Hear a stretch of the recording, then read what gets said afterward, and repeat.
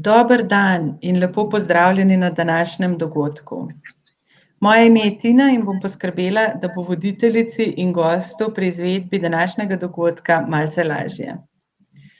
Dogodek je organiziran v okviru pobude Zavarovalnice Generali Najboljše zavarovanje je tvoje ravnanje.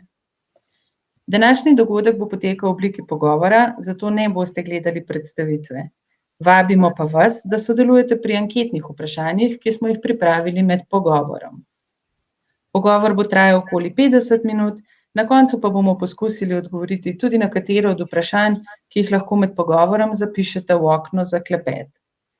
Pa preizkusimo, če se slišimo. Uporabite okno za klepet, ki ga vidite desno spodaj, tam, kamor kaže tale puščica, in nam napišite, od kod ste se nam pridružili in kakšno je vreme pri vas.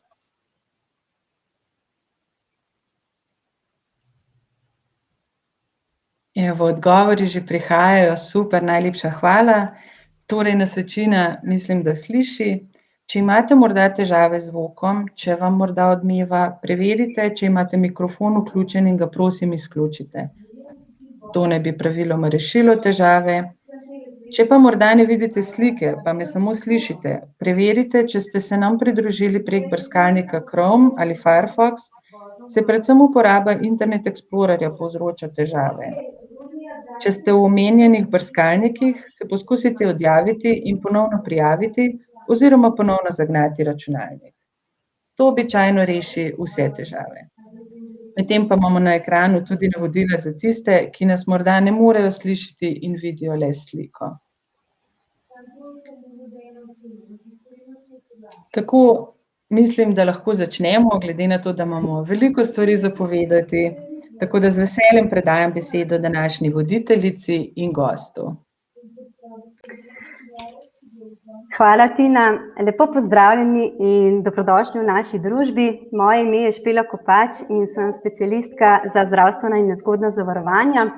Pri svojem delu, ki ga opravljam na Zavarovalnici Generali, veliko sodelujemo tudi zdravniki. In vsa znanja ter izkušnje, ki jih pridobimo, zelo radi tudi delimo. Zato mi je posebno veselje, da lahko nekaj teh izkušenj delim tudi z vsemi vami.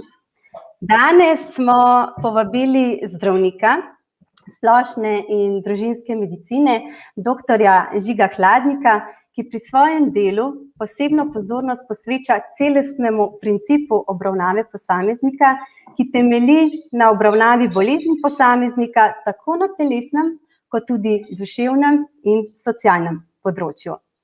Razlog za povabilo zdravnika na današnji dogodek je pa tudi ta, ker vse bolj ugotavljamo in opažamo, da ljudje ne poznamo dovolj dobro dela, ki ga zdravnik splošne in družinske medicine opravlja, in niti ne poznamo dovolj dobro, katere so res tiste temeljne pristojnosti in znanja, ki jih ima.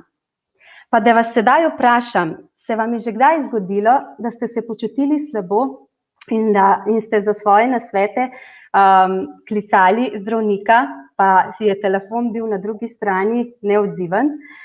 Se kdaj za nasvete poslužujete oziroma iščete pri doktor Googlu? Vedno dobite termin pri zdravniku, ki vam ustreza oziroma si ga želite? No, če ste vsaj na eno vprašanje odgovorili z da, potem ste danes zagotovo o pravem času na pravem mestu. Na vsa ta vprašanja in še mnogo več se bomo pogovarjali z današnjim gostom. Doktor Žiga Hladnik, dobrodošli. Lep pozdrav vsem gledalcem in gledalkam.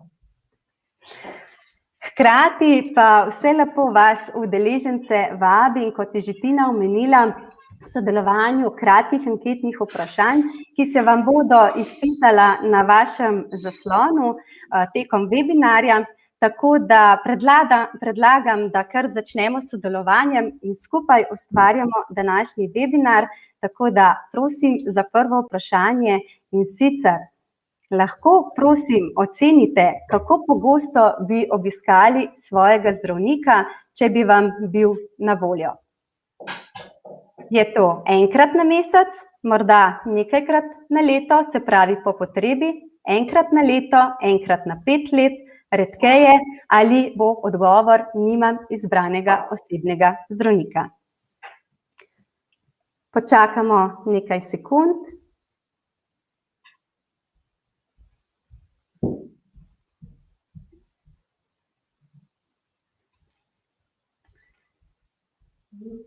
Tako. Odgovori še prihajajo.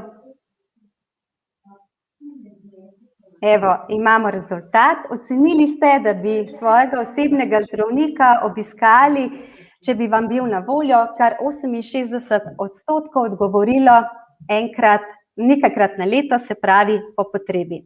Dr. Žiga Hladnik bi dodal kakšen komentar na to prvo vprašanje.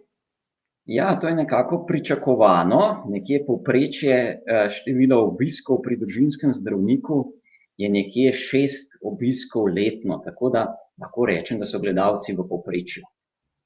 Super.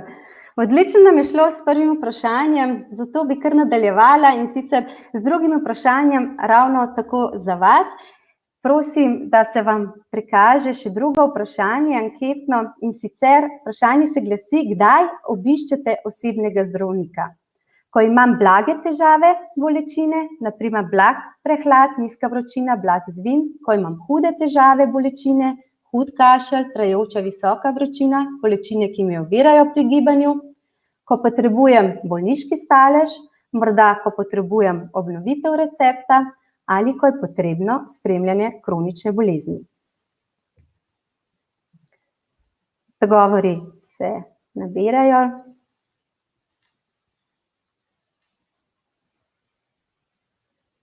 Vaši hitri prsti.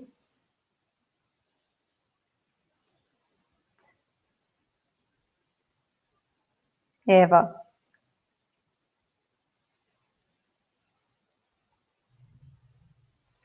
Lahko zaključimo. Kar 76% vas je odgovorilo, da obiščete zdravnika, ko imate hude težave, bolečine, ki vas ovirajo bodisi pri gibanju ali pa vas spremljajo visoka vročina in hud kašelj. Tako, hvala za začetek za vaše sodelovanje pri teh uvodnih anketnih vprašanjih.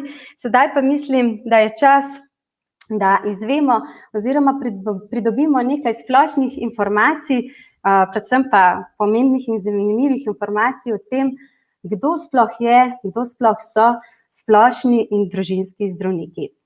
Dr. Žiga Hladnik, verjetno se strinjate, da splošni in družinski zdravnik ni le tisti, ki napiše napotnico ali recept za zdravila. Torej, kakšne so tiste temeljne pristojnosti in znanja, ki jih ima družinski zdravnik? Ja, res je. Še danes se veliko ljudi sprašuje, zakaj bi pravzaprav potreboval družinskega zdravnika. Saj imamo nenazadnje specialiste, ki so specializirani za določena področja, s katerimi imajo ljudje težave. Naprimer, če ima oseba težave z očmi, gre lahko k oftalmologu, če s srcem k kardiologu, če ima težave s kolenom, k ortopedu. Zakaj torej bi sploh potrebovali družinskega zdravnika?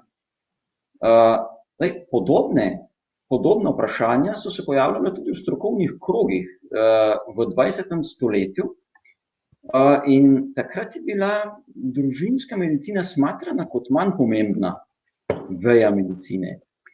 To je bilo obdobje, ko je prišlo do velikega tehnološkega napredka in izgledalo je, da bo mogoče z ozko specializirano obravnavo po organskih sistemih dejansko uspešno zdraviti bolezni, ki nas pestijo, vendar enostavno se je izkazalo, da temu niti slučajno ni tako. Taka obravnava po organskih sistemih se je izkazala kot neuspešno, pa tudi ljudje so bili s tem odnosom, industrijskim odnosom, da tako rečem, nezadovoljni.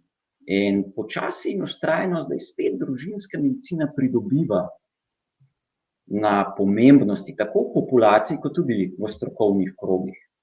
In vedno bolj se tudi vsi zavedamo, da se moramo osredotočiti na celotni gozd in ne samo na posamezno drevo v njem. Vse več dokazov tudi obstaja, da bolj kot države vlagajo v družinsko medicino, večje je zdravje prebivalstva in obratno. Več kot se vlaga v specialistično obravnavo, bo slabše zdravje pravzaprav prebivalstva, kar je v bistvu na prvi pogled paradoksno. Kakorkoli obrnemo, brez dvoma lahko rečemo, da ima družinska medicina svojo pomembno vlogo v našem zdravstvenem sistemu. Ampak kaj pa so pravzaprav področja, s katerimi se družinski zdravnik ukvarja? Družinski zdravnik je v bistvu prva oseba, s katero posameznik pride v stik, ko ima kakšno zdravstveno težavo. Zato mora imeti zelo široko znanje, da prepozna, za katere bolezni lahko pri bolniku gre in jih lahko tudi seveda ustrezno zdravi. Hkrati vodi pa tudi primarno zdravstveno oskrbo, kar pomeni, da usklajuje oskrbo z drugimi sodelavci na primarnem nivoju, to so medicinske sestre, tehniki, patronažna služba in drugi. Zelo pomemben del družinskega zdravnika je tudi to, da razvije dolgoročen odnos z bolnikom. V praksi to pomeni, da uporablja besede, ki jih le-ta razume, da pokaže empatijo, da gradi zaupanje, ki je temelj za dolgoročno sodelovanje med zdravnikom in bolnikom. Naša značilnost je tudi to, da rešujemo težave na poseben ali pa lahko rečemo specifičen način, malo drugače kot drugi specialisti. Nekako znamo oceniti pogostost, hitrost razvijanja in naraven potek bolezni, na katere sumimo. Vemo tudi, kdaj lahko pri določenih stanjih počakamo in kdaj ne, in kdaj je potrebno bolnika pravzaprav poslati na nadaljnjo diagnostiko. To pomeni, da se odločimo, ali bomo zdravili bolnika v ambulanti, ali ga bomo zdravili na domu, ali pa ga pošljemo na specialistično obravnavo. Družinski zdravnik tudi pristopa do bolnika celovito. To pomeni, da zna oceniti, katere izmed bolezni, ki jih človek ima, so tiste, ki ga bolj ogrožajo in katere so tiste, ki ga manj. To v praksi pomeni, da družinski zdravnik oceni, katere bolezni je smiselno zdraviti prednostno. Tako, na primer, z ukrepi na področju življenjskega sloga, kot zdravili, operativnimi posegi ali pa drugimi metodami zdravljenja. Je pa pristop družinskega zdravnika usmerjen ne samo v posameznika, ampak tudi v skupnost. Kar pa pomeni, da pri zdravljenju posameznika lahko vključuje tudi različna društva in službe. To so različna društva za pomoč, centri za socialno delo, patronažna služba, lahko tudi policija in gasilci. Na podlagi bolnikovih težav zdravnik tudi ve, do katerih oblik družbene pomoči je posameznik upravičen. Na primer, tako lahko uredi bolniško odsotnost za nego bolnega svojca. Včasih je pa pomembno, da ve tudi, kdaj ukrepati proti bolnikovi volji, če gre za skupno dobro.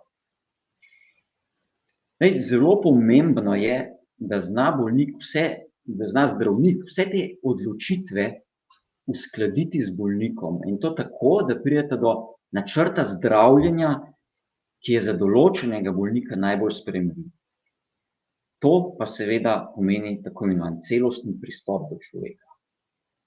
Super. Mislim, da ste nam s tem odgovorom zelo nazorno prikazali in pojasnili, kaj je vaše poslanstvo in kako zelo pomemben in odgovoren je poklic zdravnika splošne medicine. Kako pogosto in pa kdaj oziroma zakaj naj bi obiskovali osebnega zdravnika ter kako naj se pacient pripravi, ko gre k splošnemu zdravniku na obisk? Tukaj je težko dati odgovor na splošno. Vse je odvisno pravzaprav od zdravja posameznika. Pri akutnih težavah, kjer je pregled potreben in smiselen, je to seveda pomembno, da se izvede čim prej. Potem pa zdravnik in bolnik skupaj dogovorita, kdaj bi bila smiselna naslednja kontrola. Drugače je pa pri kroničnih boleznih. Tam v začetnem obdobju, ko bolezen še ni dobro urejena, so navadno pregledi v krajših intervalih. To je na primer ob uvajanju nove terapije ali pa spremljanju morebitnih stranskih učinkov zdravil. To obdobje traja lahko različno dolgo, takrat človeka spremljamo navadno na nekaj tednov. V stabilni fazi kronične bolezni pa naročamo na kontrole lahko tudi na daljše intervale, naprimer na pol leta ali pa na 1 leto. Zdaj, kdaj in zakaj obiskati družinskega zdravnika? Družinski zdravniki se ukvarjamo pravzaprav z vsemi vrstami težav, tako da smo v bistvu prvi stik z zdravstvom nasploh praktično pri vseh zdravstvenih težavah. Ukvarjamo se prav z vsem, od poškodb, infekcijskih bolezni, duševnih težav, socialnih težav. Se pravi, zelo širokim spektrom. Ni pa seveda posvet z zdravnikom smiselen prav vsakokrat. Naprimer, manjše samoumivajoče težave, recimo blagi prehladi, manjše poškodbe, žulji, napihovanje in podobno, večinoma niti ne zahtevajo zdravniške obravnave. Lahko si pomagamo sami ali pa s pripravki v prosti prodaji, v lekarni, naprimer. Na drugi strani pa so seveda težave, ki lahko pomenijo resno ali celo življenje ogrožajočo bolezen, recimo nenadna izguba vida, težka sapa, bolečine v prsih in podobno. Te pa seveda terjajo takojšen pregled pri osebnem zdravniku ali pa na nujni medicinski pomoči. Zdaj, kako se pripraviti na obisk pri zdravniku, je tudi vprašanje pravzaprav, ki je odvisno od težav. Ko ljudje prihajajo v ambulanto, si jih veliko naredi seznam težav, ki jih želijo predebatirati z zdravnikom, kar je seveda dobro. Vendar se morajo hkrati zavedati, da zaradi omejenega časa verjetno ne bo možno rešiti vseh. V takem primeru ponavadi predlagamo, da se človek odloči za 2 ali 3 tiste, ki se mu zdijo najpomembnejše in se jih lahko dovolj kvalitetno reši v omejenem času in se potem posvetimo temu. Zdaj, dobro je, da bolnik razmisli, kako bo povedal težavo, ki ga pesti, čim bolj organizirano. Vse težave, ki tudi spremljajo to težavo. Lahko tudi naredi beležko, kaj vse opaža. Pomembno je pa seveda tudi to, da se človek pripravi fizično, ko pride na pregled. Sem sodi naprimer primerna osebna higiena, pa tudi primerna oblačila. Zdaj, naprimer, gospe v zimskem času velikokrat pridejo v ambulanto oblečeno v bodi ali pa obleko in je usmerjen pregled v kratkem času praktično nemogoč. To seveda niso primerna oblačila, ko gre človek v ambulanto. Včasih je seveda pomembno tudi to, da se človek posebej pripravi, naprimer, da pride tešč zaradi morebitnega odvzema krvi. Skratka, zelo težko je odgovoriti na splošno, vse je odvisno od vrste težav.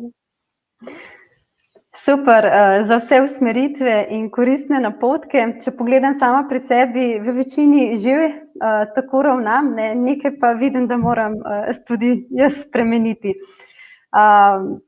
Splošne zdravnike podpirajo referenčne ambulante. Kakšna je pravzaprav njihova vloga? Referenčne ambulante so ambulante, ki so se oblikovale v zadnjem desetletju. To so ambulante, ki jih vodijo diplomirane medicinske sestre, ki imajo dodatno izobrazbo na področju kroničnih nenalezljivih bolezni. Dejavnikov tveganja za te bolezni pa tudi življenjskega sloga na splošno. In s tem svojim dodatnim znanjem lahko v določenem obsegu tudi sami spremljajo kronične bolnike. Zdaj, sem sodijo na primer bolezni, kot so astma, kronična obstruktivna pljučna bolezen, povišan pritisk, osteoporoza, depresija in še nekatere druge tudi. Zdaj, osebe brez kroničnih obolenj pa diplomirana medicinska sestra iz referenčne ambulante tudi aktivno vabi na preventivne preglede z namenom čim prej ugotoviti dejavnike tveganja, ki lahko do teh bolezni pripeljajo, ali pa tudi zgodnje oblike teh bolezni, ki jih ljudje niti ne zaznavajo še. Zdaj, v primeru odstopanj posameznega bolnika tudi predstavijo zdravniku in se potem zdravnik odloči za morebitno zdravljenje ali pa spremembo obstoječega zdravljenja z zdravili ali pa drugimi ukrepi. Referenčne ambulante so velika pridobitev za ambulante družinske medicine. Kronični bolniki so tako bolje obravnavani, saj se jih aktivno kliče na kontrole. Razbremeni se zdravnika tudi dela, ki ga lahko opravi diplomirana medicinska sestra. Po drugi strani pa so zadovoljni tudi bolniki, saj ima sestra naročenih povprečno samo 8 bolnikov dnevno, kar je pravi luksus za družinsko medicino. In to pomeni, da si lahko vzame tudi pomembno več časa, kot si ga lahko zdravnik. Iz tega potem lahko tudi razberemo, kako zelo pomembno vlogo imajo in odigrajo diplomirane medicinske sestre, kaj ne? V tem trenutku pa znova vabim vas, udeležence, da sodelujete pri naslednjem anketnem vprašanju. Prosim za vprašanje in sicer nas zanima, kaj storite, ko ne dosežete svojega zdravnika, bodisi v delovnem času ali izven delovnega časa. Poskusim ponovno v delovnem času zdravnika, pokličem urgentno ambulanto, ugotovim, da zdravnika ne potrebujem, pogledam na internet ali pa morda posvetujem se s prijateljem, ki pa ni zdravnik.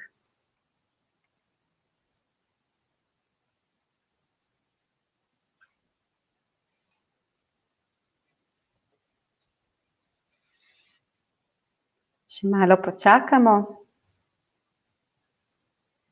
Odgovori se nabirajo. Odštevamo. 3, 2, 1, stop. Kar slabih, dobrih 70% ste odgovorili, da poskusite ponovno v delovnem času zdravnika, ko svojega zdravnika ne dosežete. Doktor Žiga Hladnik, nam lahko, prosim, pojasnite, kako lahko zdravnik zagotovi oskrbo svojih pacientov izven svojega delovnega časa, kaj jim v tem primeru priporoča, svetuje, na koga se lahko obrnejo oziroma na koga naj se obrnejo pacienti. Ja, zdravniki kot vsi ljudje imamo svoje psihofizične omejitve in zato ne moramo biti dostopni ves čas. Povpraševanje v našem poklicu vedno presega ponudbo, ki jo lahko mi ponudimo. Delno je seveda to posledica organizacije dela, delno tudi kulture in naše tradicije. Iz lastnih izkušenj lahko povem, da pacienti, na primer, ki imajo mojo osebno številko, nekaj jih seveda je takih, kličejo na primer tudi ob praznikih in ob nedeljah, ko nisem v službi. In če bi to dopustil v večjem številu, bi bil pravzaprav v službi 24 ur dnevno. Zato moramo zdravniki te možnosti omejiti, da se lahko regeneriramo pravzaprav.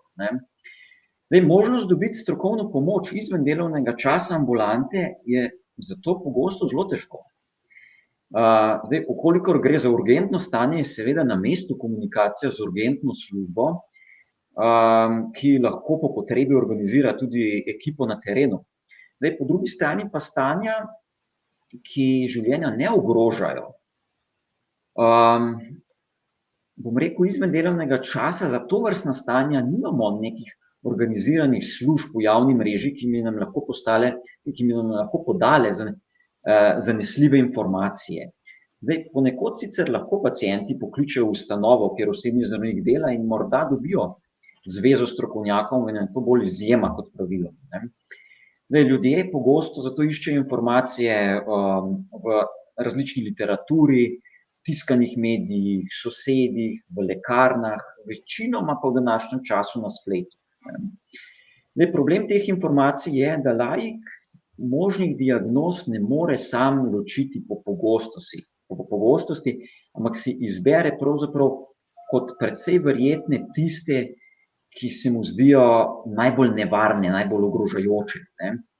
Kar pa seveda povzroča človeku stres. En tak klasičen primer so glavoboli. Človek z glavobolom, če gre gledati, bom rekel, v neko literaturo ali pa na splet, se ponavadi ustavi pri besedi tumor, ne? In to človeka zelo prestraši. Ampak na srečo lahko iz izkušenj rečem, da v dobrih 10 letih se ne spomnim primera, naprimer, ko bi človek prišel z glavobolom in bi na to v nadaljevanju mu postavili diagnozo možganski tumor.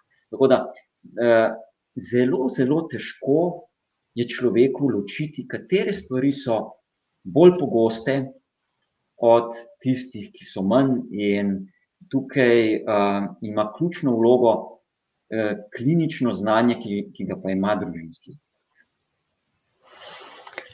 Ja, ne nazadnje ste tudi zdravniki samo ljudje, kot ste rekel, in včasih se mi zdi, da, mislim, pogosto, no, da imate neko super moč, ne, vendarle pa potrebujete čas za regeneracijo in tudi čas zase. Kaj pa vi, dragi udeleženci? Znova vabim vas k sodelovanju naslednjega vprašanja. In sicer zanima me, ko obiščete oziroma pokličete zdravnika, kakšna je običajno vaša izkušnja? Zdravnik se mi polno posveti, časa za pogovor je dovolj, posvet je kratek, mis naj vsaj enkrat zmoti sestra, ko pridem iz ordinacije, ugotovim, da pol vprašanj nisem imel časa zastaviti, dobim samo napotnico za specialista.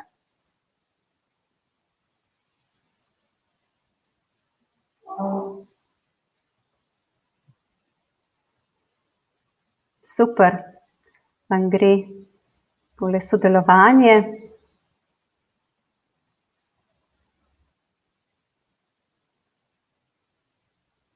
Še malček počakamo, sekundico, 2.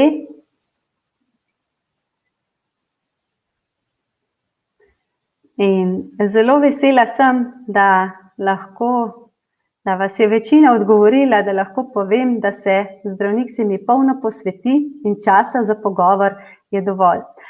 Dr. Žiga Hladnik bi dodal kakšen komentar na to vprašanje oziroma na ta rezultat. Ja, tudi jaz sem zelo vesel, namreč to pomeni, da kljub vsej obilici dela, ki ga imamo, dejansko ljudje še vedno čutijo, da se jim posvetimo. To je zelo lepo slišati. Dr. Žiga Hladnik, vi kot zdravnik splošne in družinske medicine svoje paciente srečujete tako v ambulanti kot doma, kot tudi v bolnišnici, in načini, da s pacienti vzpostavite nek kontakt, pa so seveda različni. Eden izmed načinov, ki je v zadnjem času vse bolj aktualen, se pravi v času bolezni COVID, je video posvet. Zanima nas, kako kakovosten je video posvet z zdravnikom in kakšna stanja ter obolenja lahko zdravnik reši prek videoklica. Ja, proces razmišljanja in odločanja zdravnika je pravzaprav precej zapleten. Na podlagi težav, ki jih bolnik pove, morebitnih dodatnih vprašanj, usmerjenih vprašanj zdravnika, znakov, ki jih na bolniku zdravnik vidi, to je vsega pravzaprav, kar svojimi čuti zazna, si zdravnik ustvari pravzaprav seznam potencialnih bolezni, ki bi lahko do te določene težave privedle. In pri tem pravzaprav uporablja praktično vse čute, ki jih poznamo. Bolnika tako zdravnik opazuje, že ko vstane s stola v čakalnici, kako hodi od čakalnice proti ambulanti, njegov izraz na obrazu, posluša zvoke, naprimer, če kaj piska v prsih ali če težko diha. Potem človeka potipa, čuti naprimer toploto, ki lahko pomeni naprimer vnetje sklepa, ali pa zatipa zatrdline ali pa strukture pod kožo, ki bi lahko kazale naprimer na nabiranje tekočine ali pa na povečane bezgavke.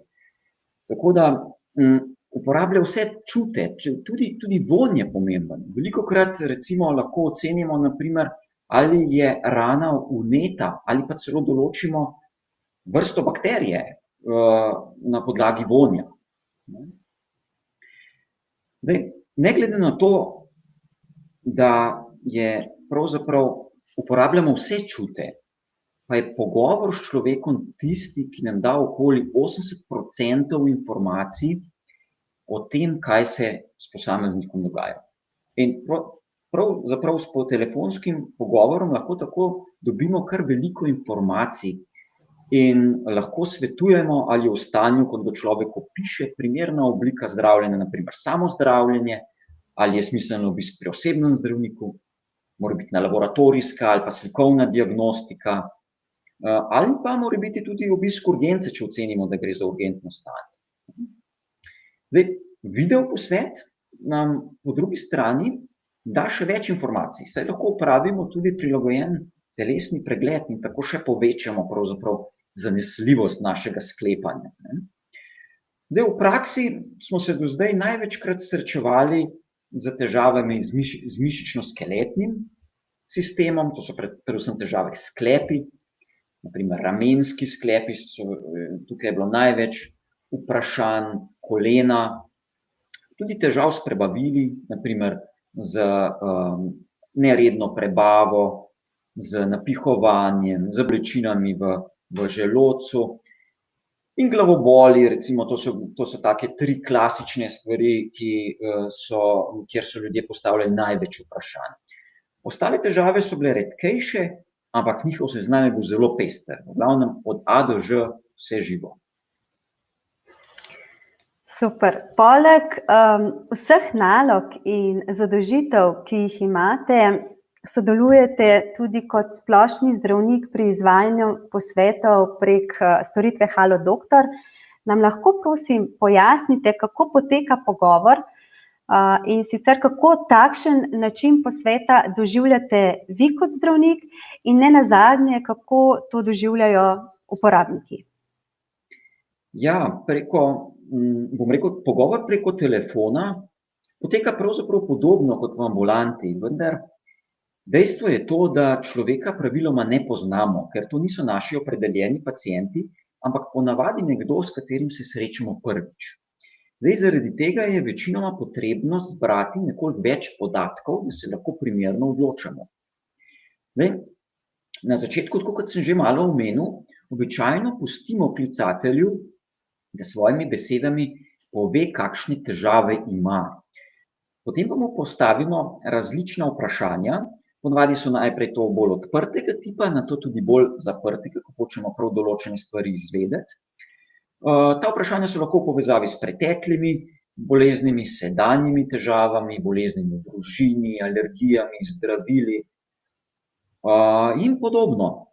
Zdaj, če gre za video posvet, naredimo tudi lahko prilagojen pregled. In na podlagi vseh teh podatkov, ki jih pridobimo, si zdravnik pravzaprav ustvari sliko, ki pravimo delovna diagnoza. In skupaj s klicateljem se nato pravzaprav dogovorimo, ali je potrebno izvesti kakšne dodatne preiskave za postavitev dokončne diagnoze, ali se lahko dogovorite za zdravljenje, kot so zdravila v prosti prodaji, usmerjena vadba in podobno, ali pa se dogovorite tudi, da stanje samo spremljata in se slišita čez en čas in da vidite, kako je sama težava se umirila. Zdaj, pri tovrstnih telefonskih in video posvetih opažamo, da je odnos med zdravnikom in klicateljem bolj sproščen kot v ambulanti. Ljudje enostavno lažje razložijo težave, ki jih pestijo. Zdravstvene ustanove, čakalnice, ambulante, zvoki, vonjave, vse, kar jih spremlja, ustvarja za obiskovalce stresno okolje. In človek pokliče, bom rekel, če pokliče od doma, pravzaprav iz svojega naslonjača, je popolnoma drugače. Raven stresa se močno zniža. Tudi razmerja moči se spremenijo. Ne gre več za ta frontalni način komunikacije, kjer je zdravnik nesporna avtoriteta in se pogovarja z bolnikom čez mizo, ampak postane ta komunikacija bistveno bolj enakopravna. Bolniki so s takim načinom komuniciranja bistveno bolj zadovoljni. Zdravnika pri posvetu, kot je Halo doktor, na primer, dobijo praktično takoj, ta si lahko vzame dovolj časa, da jih posluša in jim v bistvu po svojih najboljših močeh svetuje. Zdaj, pri video posvetu zdravnika tudi vidijo, kar še dodatno poveča tudi zaupanje. Bolj verjamemo govorici telesa kot govorjeni besedi. Stališče zdravnika pa lahko rečem, da so video posveti ena popestritev našega dela, pravzaprav je nov izziv, ki razbija monotonost dela v ambulanti. In kljub temu, da pravzaprav klicateljev ne poznamo, lahko praktično vedno vzpostavimo en dober odnos in po strokovni plati dejansko tudi rešimo veliko težav, ki morda drugače nikoli ne bi bile rešene. Po tem vašem pojasnilu mislim, da se lahko navežem kar na citat Gabriela Marqueza, ki pravi, da ljudi lahko gledamo od zgoraj le takrat, ko jim pomagamo vstati. Tako da res me veseli, da to, kar ste povedal in je res lepo slišati, kar ste izpostavili pri video posvetu in tudi to, da se v bistvu razmerja moči nekako spremenijo in da ne gre več za tisti frontalni način komunikacije in sta si sogovornika bistveno bolj enakovredna. Zdaj pa glede na vse vaše dolgoletne izkušnje, ki jih imate, lahko z nami delite kakšen primer, težavo oziroma rešitev, ki ste jo ponudili pacientu.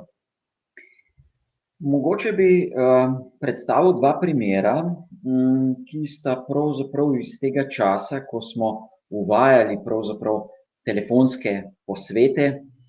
In prvi primer je gospa, stara nekaj nad 30 let, ki je opisala, da ima kronične glavobole, ki se ji pojavljajo praktično v tedenskih intervalih, in sicer v predelu čela in v senčnem predelu, in jih hkrati povzročajo slabšo storilnost v službi in na splošno zmanjšujejo kvaliteto življenja. Ob tem glavobolu se gospe niso pojavljali nobeni drugi znaki, kot so recimo motnje vida, sluha, kakšne motnje občutka. Povzročajo pa ji utrujenost in slabost, bruhala pa ni ob njih. Zdaj, do sedaj je gospa uporabljala različne analgetike in tudi triptane, to so zdravila, ki so namenjena prav zdravljenju migrenskih glavobolov. In je rekla, da je v bistvu sicer zdravila kar zadovoljivo pomagajo, vendar pa, da jo zanima, ali bi lahko morda pristopila k reševanju težav tudi bolj vzročno. Ker zdravila pa, kot vemo, v teh primerih pravzaprav samo blažijo težave in ne rešijo vzroka. Gospe sem razložil, da so glavoboli navadno delno genetsko pogojeni, če govorimo o teh primarnih glavobolih, kot so migrenski glavoboli. Delno pa so posledica vzrokov iz okolja. Predvsem dejavniki, kot so stres, prehrana, premalo gibanja, neustrezno spanje so tisti, ki lahko tovrstne glavobole tudi sprožijo. Razložil sem ji stopenjski pristop pravzaprav do zdravljenja z analgetiki in tudi možnost profilaktične terapije, ki pa jo lahko predpiše specialist. Zdaj, glede na pogostost glavobolov, sem ji vseeno predlagal pregled pri nevrologu, ki se z glavoboli usmerjeno ukvarja. Tam ponavadi vseeno naredijo določeno slikovno diagnostiko. Kot sem že prej omenil, pri glavobolih ljudi velikokrat skrbi, da se nekaj znotraj lobanje dogaja, da je neka strukturna sprememba, ki te težave povzroča, in jih na ta način vsaj delno pomirimo, z negativnimi slikovnimi preiskavami. Predlagal sem ji pa tudi, da vodi dnevnik glavobolov in si v bistvu zapisuje, kako dejavniki iz okolja vplivajo na glavobol, kaj jih poslabša, kdaj je glavobolov manj. In je razložil pravzaprav, da je to edino vzročno zdravljenje, ki ga pravzaprav pri glavobolih poznamo. Dogovorila sva se tudi, da se čez določen interval slišiva in da vidiva, kako je uspela, in s pisanjem dnevnika in tudi z ostalimi ukrepi, ki sem jih predlagal. Drugi primer je pa mlajša gospa, bom rekel, sredini 20 let, ki je povedala, da ima 4 dni težave z bolečinami v zgornjem delu trebuha. Ni imela nobenih težav z slabostjo in bruhanjem, samo bolečino. Tudi blato in vodo je odvajala normalno, nobene kisline v ustih ni občutila. Hrana tudi ni bistveno vplivala na težave. Je pa opisala, da je imela eno stresno obdobje. Namreč zamenjala je delovno mesto, napredovala je v službi in to delovno mesto je imelo posledično drugačne, bolj odgovorne zadolžitve in tudi sama je že ugotovila oziroma predvidevala, da je bil to vzrok njenim težavam. Je pa pred leti tudi opravila že menedžerski pregled, ki je vključeval tudi gastroskopijo zaradi podobnih težav, kot so se ji dogajale v tem trenutku, in takrat so tudi ugotovili, da je šlo za blago vnetje želodčne sluznice. Glede na opisane težave, sem bil tudi jaz mnenja, da so se ji stvari, kot jih je že poznala, pred časom ponovile. In da pravzaprav je vzrok za težave stresno obdobje. Predlagal sem ji varovalno prehrano za želodec, ki je vključevala na vodi prekuhano zelenjavo, kot je na primer prekuhan riž, brez močnejših začimb, brez dodajanja maščob. Krajši čas sem ji predlagal, da se tudi izogiba določenim živilom, ki dražijo želodec, kot so na primer alkohol, kava, sveže sadje, surova zelenjava in čokolada. Dolgoročno pa sem ji svetoval, da bi bilo zelo dobro, da vsakodnevno uporablja tehnike sproščanja zaradi stresnega delovnega mesta. In vkolikor pa težave ne bodo minile, pa bi bilo možno tudi poskusiti z zdravili, ki zavirajo izločanje želodčne kisline in s tem umirjajo vnetje. Gospa je upoštevala moje nasvete in sva se slišala čez en teden in težave so se do takrat že bistveno izboljšale. Super, hvala za delitev res teh 2 zanimivih primerov, predvsem pa aktualnih, kar se dogaja okrog nas. Verjamem, da imate teh primerov, ki bi jih lahko izpostavili ogromno, pa žal nimamo časa, da bi kakšnega tukaj še izpostavili. Imamo pa čas še za 2 vprašanja in sicer prvo vprašanje, katere pa so najpogostejše težave, zaradi katerih vas ljudje pokličejo in kaj je pri njih pomembno, da vam povedo? Teme, s katerimi se pri telefonskih posvetih srečujemo, so zelo pestre. Prevladujejo tako kronične težave, kot sem že prej omenil, na prvem mestu so bile mišično-skeletne težave, na primer kakšne bolečine v različnih sklepih, potem težave s prebavili, glavoboli se velikokrat pojavljajo, različne akutne težave, kot so različne težave z infekcijami. Velikokrat ljudje pokličejo tudi zaradi razlage kakšnega izvida, ki ga ne razumejo, ker je napisan v zdravniškem slengu, da tako rečem. Nekateri so poklicali tudi zaradi strahu pred stranskimi učinki zdravil, so hoteli posvet na področju uporabe zdravil na splošno. Nekateri pa tudi želijo enostavno eno drugo mnenje, dodatno mnenje o njihovih težavah, ker niso bili zadovoljni z, na primer, razlago ali specialista ali pa njihovega družinskega zdravnika. Kot sem rekel, težave so bile ekstremno pestre. Imeli smo od, težav z skeletno-mišičnim sistemom, glavoboli, infekcijskimi boleznimi. Povišan krvni tlak se je tudi pojavljal, različne otekline, kot so povečane bezgavke, ki vztrajajo dalj časa, otekline spodnjih udov, tudi revmatološke bolezni, pa tudi določena nepojasnjena stanja, kjer niso odkrili kakšnih organskih vzrokov, pa so se želeli še z enim strokovnjakom pogovoriti ljudje. Zdaj, kaj je pravzaprav pomembno, da ljudje povedo v teh primerih, ko pokličejo, je predvsem to, da povejo čim več podatkov o težavah, ki jih imajo. In si pravzaprav tako lahko zdravnik ustvari čim bolj natančno sliko o tem, kaj se dogaja.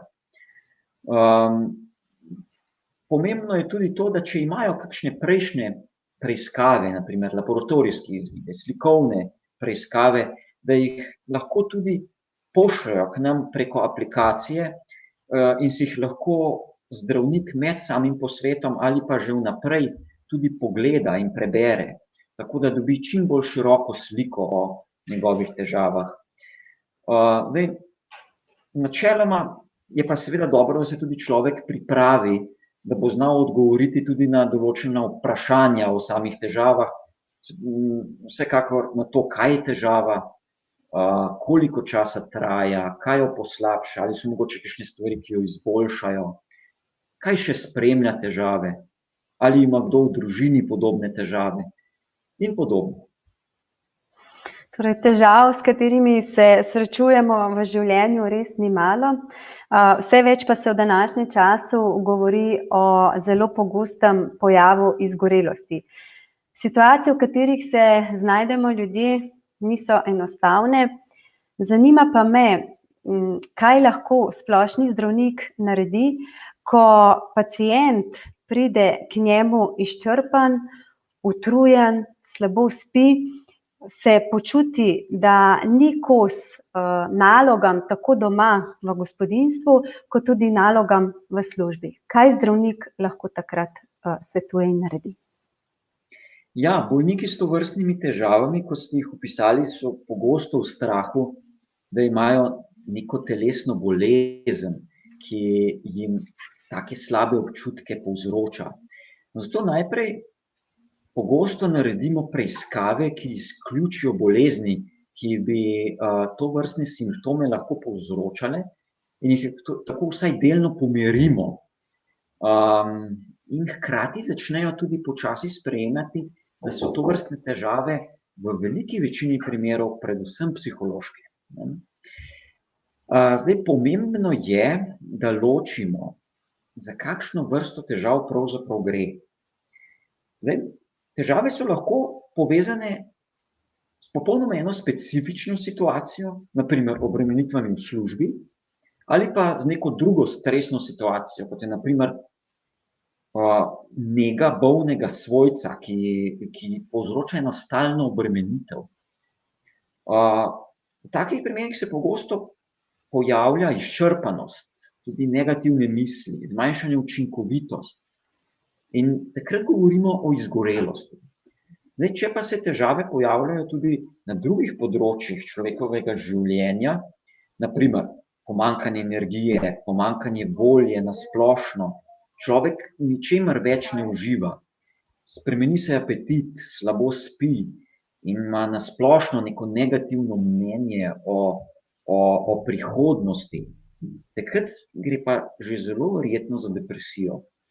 Zdaj, izgorelost je duševna motnja, ki je posledica nezmožnosti, da bi človek svojemu pretiranemu delovnemu angažiranju oziroma deloholizmu, da tako rečemo, postavil zdrave meje. Ključna stvar, ki jo mora se človek v takem primeru naučiti, je, da uravnoteži obremenitve in sproščujoče aktivnosti.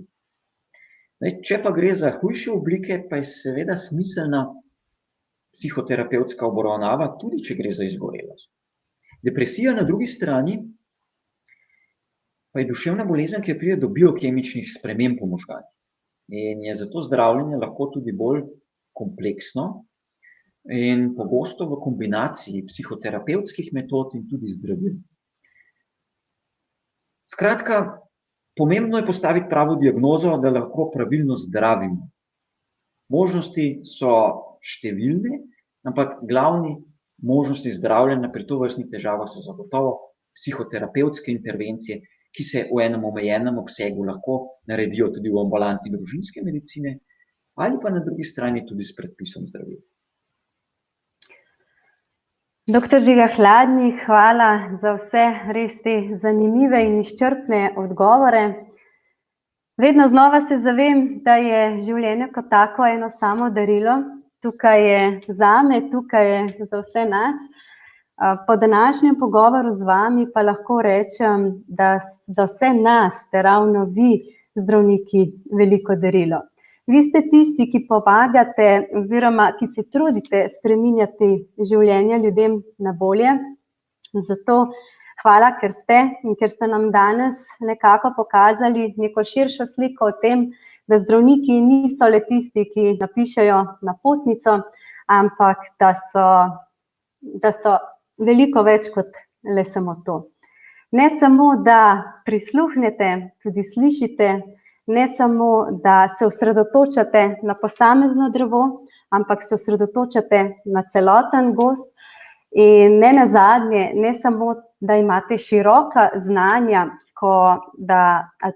da prepoznate, za katero bolezen pri bolniku gre, imate tudi plemenito srce. Tako da verjetno tudi mnogi izmed vas ste temu poklicu posvetili svoje življenje.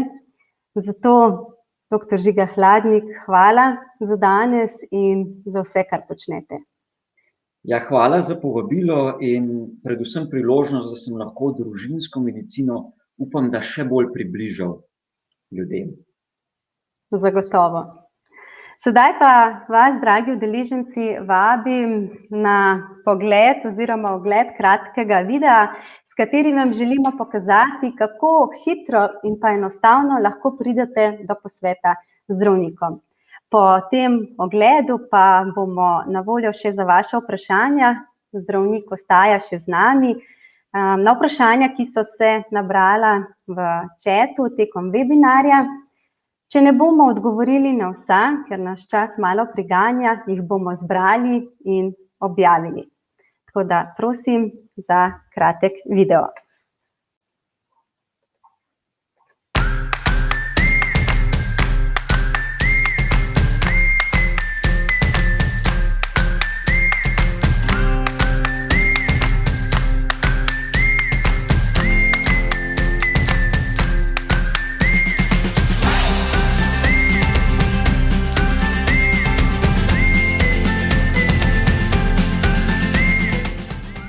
Dobar dan, Maja, kako vam lahko pomagam?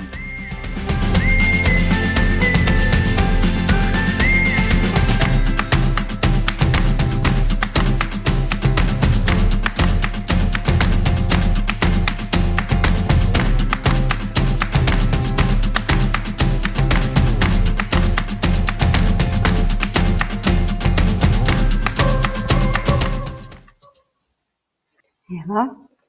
Smo nazaj in sicer imamo eno vprašanje. Domen sprašuje, v kakšni meri je naloga zdravnika ali sestre v referenčni ambulanti, da pacienta povabi na redne preglede, pregled krvi, EKG in drugo, ki bi jih lahko zaradi kroničnih bolezni, na primer visok pritisk, sladkorna bolezen, treba izvajati na primer vsako leto. Pacientom, če se dobro počutimo, se namreč pogosto ne zdi potrebno iti čez cel boleč proces naročanja in čakanja v vseh teh čakalnicah. To, kar nas odbija. Ja, zdaj tukaj je, bom rekel, imajo posamezni timi družinske medicine pravzaprav na tem področju različne dogovore, ne? Ponavadi je tako, da za tiste, ki imajo določene kronične težave, se jih vsaj enkrat letno pokliče na preventivni pregled v referenčno ambulanto. Tam medicinska sestra, kot sem že malo omenil, si lahko vzame kar nekaj časa za to, da se z človekom pogovori, rešite določene vprašalnike, ki so ponavadi vezani na kronično bolezen, ki jo človek ima, in pravzaprav skupaj ocenita, kako je pravzaprav ta bolezen urejena. In na podlagi tega se potem dogovori, ali lahko pravzaprav vodi tega bolnika pravzaprav ona sama naprej, ali pa se poveže z zdravnikom in se morebiti takega pacienta tudi naroči na posvet k zdravniku, ki lahko potem prilagodi terapijo ali pa morda tudi uvede kakšna nova zdravila.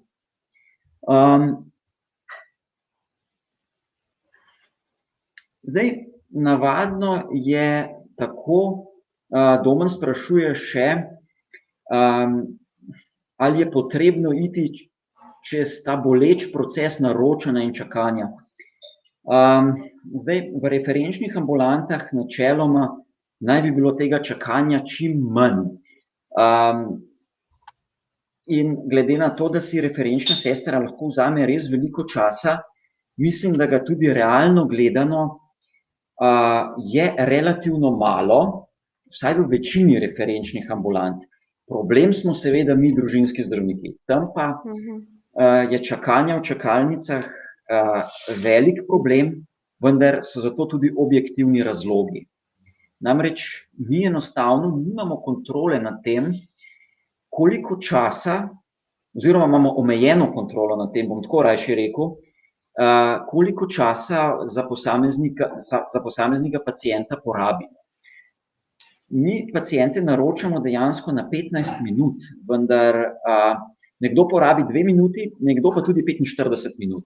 In lahko si predstavljate, če se naberejo 3 zaporedoma, ki rabijo daljši pogovor, potem se ves delovni proces zamakne lahko za 1 uro. In tam nastajajo te čakalne dobe, na katere pa zdravnik enostavno nima vpliva. Seveda smo to delno rešili z naročanjem pacientov, zato je tudi včasih zelo boleče za nekatere, ko rečemo, danes ni prostega termina, vendar morajo se ljudje zavedati, da je to pravzaprav v dobro samih obiskovalcev ambulante, ker s tem imamo pravzaprav večji nadzor nad čakanjem. Bistveno bolj boleče je to, da človek čaka v ambulanti 2-3 ure, kot da ga naročimo čez dan, 2, na primer. Dobro, če ni več vprašanj, potem smo prišli do konca današnjega webinarja. Vsi dobro vemo, da naše zdravje ne izvira iz medicine, ponavadi prihaja iz miru v srcu in duši, iz nasmeha in ljubezni, tako da vam jaz želim, da so vaše življenja in pa vaši dnevi polni vsega tega. Hkrati vas vabim, da obiščete našo spletno stran in prelistate naše druge spletne dogodke. Veliko jih seveda lahko pogledate tudi v sami obliki posnetkov. In čisto na koncu vas vabim, da se nam znova pridružite na webinarju, ki bo v aprilu.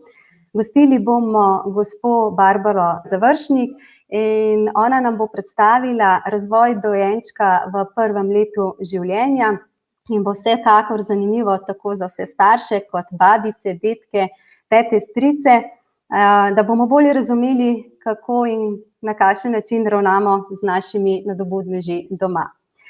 Vsekakor pa ne pozabite, najboljše zavarovanje je vaše ravnanje. Srečno in vse dobro. Lepo pozdravljeni.